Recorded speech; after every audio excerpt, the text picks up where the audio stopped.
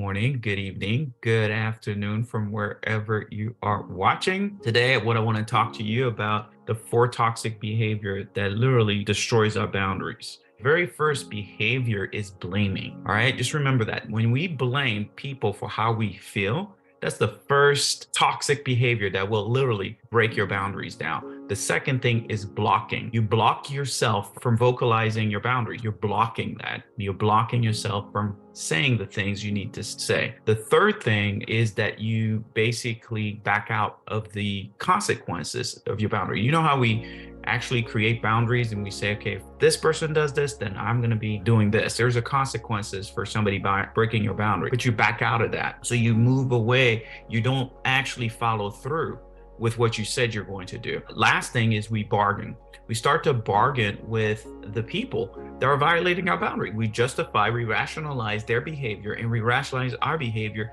keeping this toxic relationship going. Blaming, the blocking, the backing out, and also the bargaining. All of those things creates something even worse. The very first thing it creates when you're blaming, you misplace your authority, you misplace your ownership, your responsibility. See, you're responsible for your emotions and your well-being, your emotion, your well-being.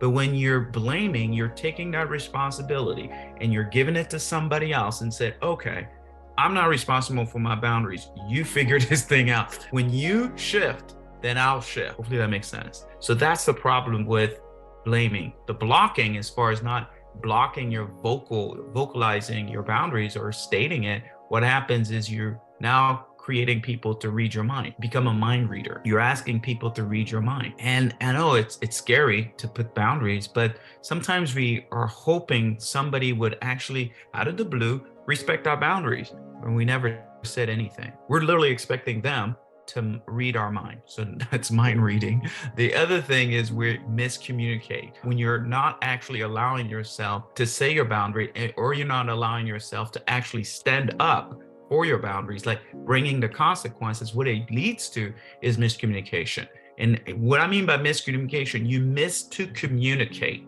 And when you miss to communicate, you create procrastination. So missing to communicate is when you're not saying something and you are, or either you're saying the consequences, but you're actually not following through. They're confused because you said you're going to do something and you're not going to do it. So therefore, next time, whoever that person, whether it be a child, a relationship, they just heard you break your words, break your boundaries. So guess what? You're just training them that they don't really mean it, right? Again, the problem with also bargaining is that you are misaligning who you truly are, your honor, you know how honorable you are, how respectful you should be.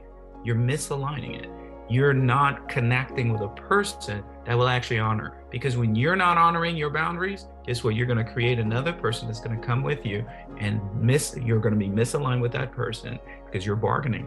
You don't even know who you are anymore. The more you bargain, the less your true self is connected, the less you honor yourself, the less you respect. I made a decision to cut somebody from connecting with me, right? Like a business partner. And I was bargaining myself. I was justifying. I was trying to figure out, how can I keep this thing going?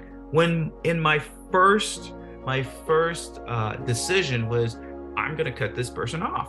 But yet the bargaining sends miscommunication, it sends misalignment, it sends everything. So those are some of the toxic behaviors. So now real quickly, what I'm going to do is I'm going to give you just a few things to do, new behavior to do that will, I believe, help you to set some better boundaries. Okay. Give you the 4 S's, I'll call them, like Superman, 4 S's. Okay. Very first S, in order for you to shift the blaming, is you have to separate yourself, separate your emotions, separate who you are, their behavior, their way of thinking. You got to separate yourself. Understand that yes, people could trigger you, but no one could make you do something. Does that make sense? They're triggering something inside of you, but separate your actions, your behavior, and your thought with somebody else. Because what we do is we take their behavior, their thoughts, we make it our own. Again, remember the responsibility.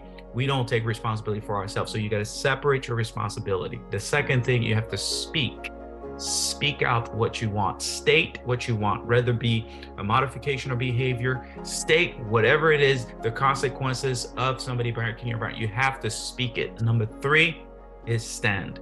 Stand up for what you said. Don't back out. Stand up for the consequences that you mentioned. Stand up for it. I know it might be feeling like you're the bad person, but you're teaching someone how to stand up for themselves as well when they go out and they put their boundaries together. You see, it doesn't just work for you. You're educating people to stand up for their boundaries when you stand up for yours. If that makes sense. And the last thing is self-respect.